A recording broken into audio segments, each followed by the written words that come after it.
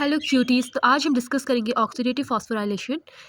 This is a process of synthesis of ATP in the presence of oxygen. In eukaryotes, it occur in inner mitochondrial membrane, and in prokaryotes, it occurs in plasma membrane.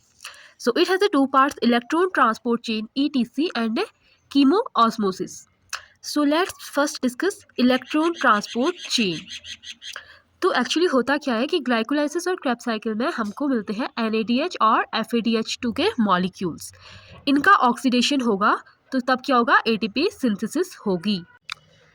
Electron transport chain में electrons transfer होते हैं in the form of chain, जिससे कि ATP की synthesis होती है.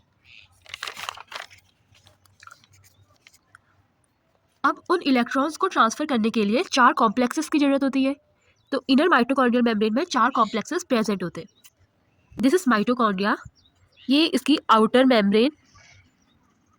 ये जो फोल्डेड पार्ट है ये माइटोकॉन्ड्रिया की inner membrane.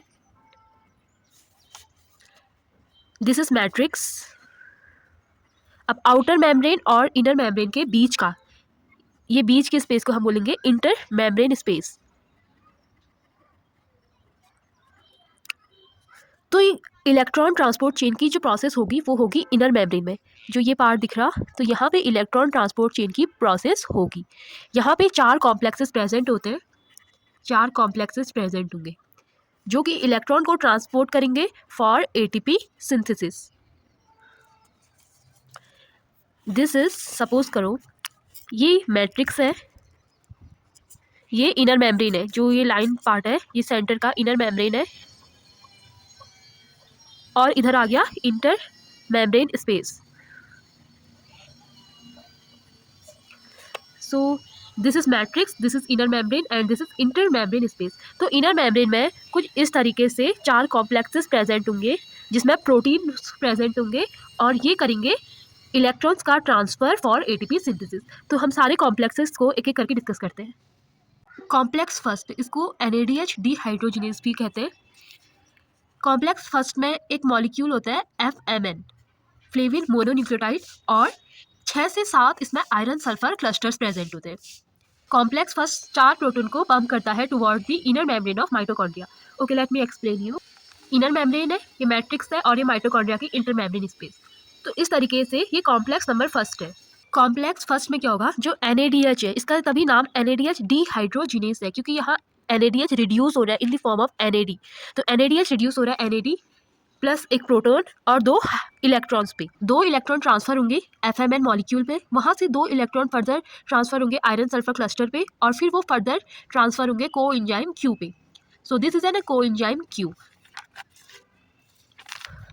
Coenzyme Q is also known as ubiquinone. तो कोएंजाइम Q को यूबिक्विनोन कहा जाता है. इसकी 3 फॉर्म होती हैं. यूबिक्विनोन Q, जब ये रिड्यूस हो जाएगा तब इसे सेमीक्विनोन बोलेंगे, और जब ये फुली रिड्यूस हो जाएगा तो तब इसे यूबिक्विनोल बोलेंगे. जब यहाँ एक इलेक्ट्रॉन आया तो तब ये QH सेमीक्विनोन हुआ. फिर ये एक इलेक्ट्रॉन और आया जबकि पहले से रिड्यूस था, यहाँ ये फुली रिड्यूस हो गया तो इसकी थर्ड फॉर्म है यूबिक्विनोल. इसका काम होता है कि ये ट्रांसफर करता है इलेक्ट्रॉन्स को कॉम्प्लेक्स फर्स्ट और सेकंड से कॉम्प्लेक्स थर्ड में. कोएंजाइम Q ही एक ऐसा इलेक्ट्रॉन कैरियर है इलेक्ट्रॉन ट्रांसपोर्ट चेन में जो कि प्रोटीन बाउंडेड नहीं है, और बाकी सब क्या होते हैं? कॉम्प्लेक्सेस प्रोटीन बाउंडेड होते हैं. ओके, नाउ कॉम्प्लेक्स 2, इसका नाम होता है सक्सिनेट डिहाइड्रोजिनेज. यहाँ सक्सिनेट रिड्यूस हो रहा है. तो क्रेब्स साइकिल में हमने देखा था कि सक्सिनेट से फ्यूमिनेट बनते हैं. Let me show you. ये क्रेब्स साइकिल थी और यहाँ सक्सिनेट से फ्यूमिनेट बन रहा है और FADH2 बन रहा है. ओके, तो एक्चुअली क्रेब्स साइकिल में क्या होता है कि सक्सिनेट फ्यूमिनेट में कन्वर्ट होता है और FAD कन्वर्ट होता है FADH2 में, लेकिन ये फिर से रिड्यूस होगा. ओके, कॉम्प्लेक्स 2 में क्या होगा? ये फिर से रिड्यूस होगा FAD में, और 2 प्रोटॉन रिलीज होंगे और 2 इलेक्ट्रॉन रिलीज होंगे. तो ये 2 प्रोटॉन तो मैट्रिक्स में रह जाएंगे क्योंकि ये मैट्रिक्स है. This is matrix, this is inner membrane जहाँ पे ये इलेक्ट्रॉन ट्रांसपोर्ट चेन की सेकेंड कॉम्प्लेक्स में प्रोसेस कंप्लीट हो रही है. सो दिस इज इनर मेम्ब्रेन.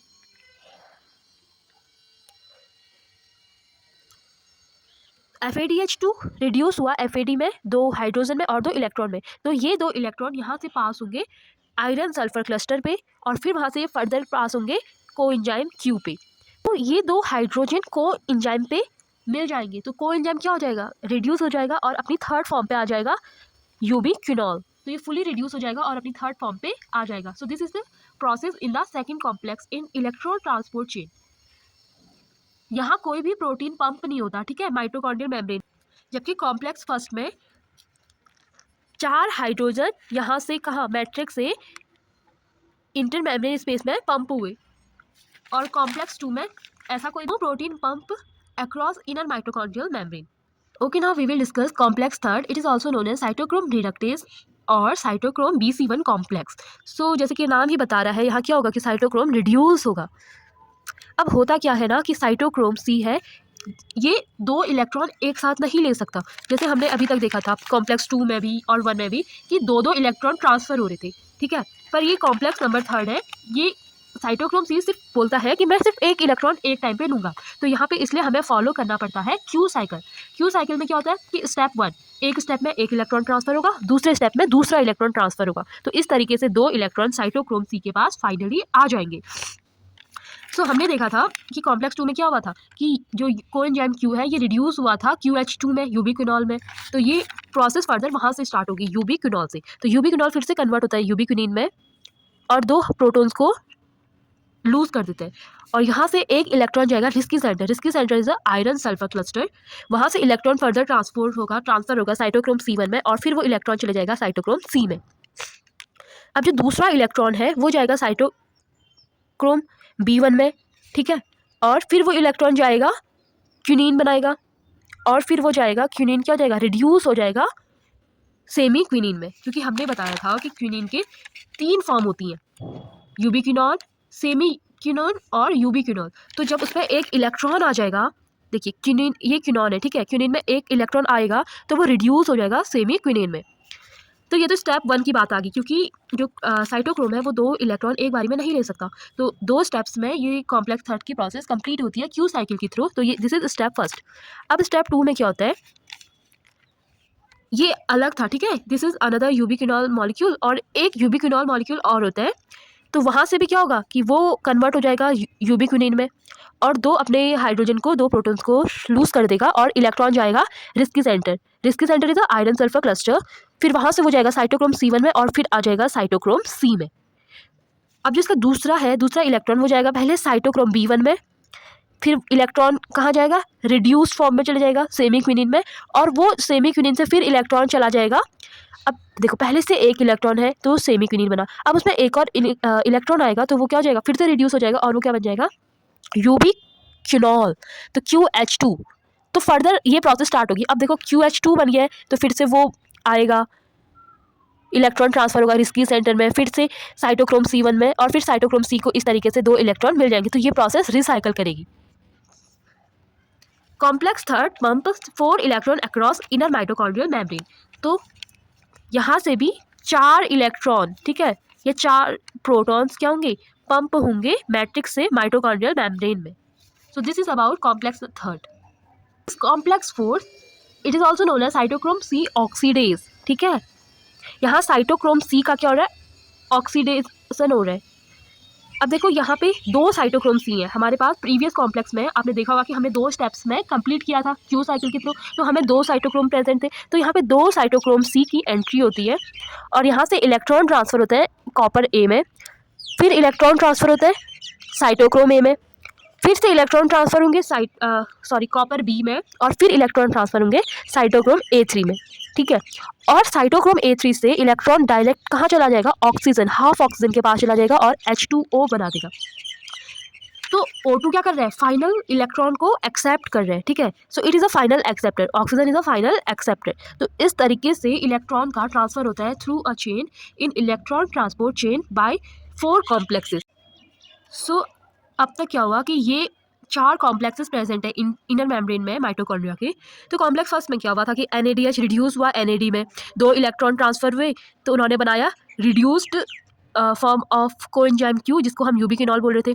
फिर कॉम्प्लेक्स 2 में क्या हुआ कि FADH2 रिड्यूस हुआ FAD में, और 2 इलेक्ट्रॉन यहाँ से भी कहाँ चले गए, रिड्यूस्ड कोएंजाइम Q, जिसे हम बोल रहे थे यूबिक्विनॉल में। तो 2 इलेक्ट्रॉन इसको यहाँ से मिले, 2 इलेक्ट्रॉन इसको कॉम्प्लेक्स 2 से मिले। इसका काम ही क्या है कि इलेक्ट्रॉन को ट्रांसफर करना है, फर्स्ट और सेकंड कॉम्प्लेक्स के इलेक्ट्रॉन्स को ट्रांसफर करना है कॉम्प्लेक्स थर्ड में।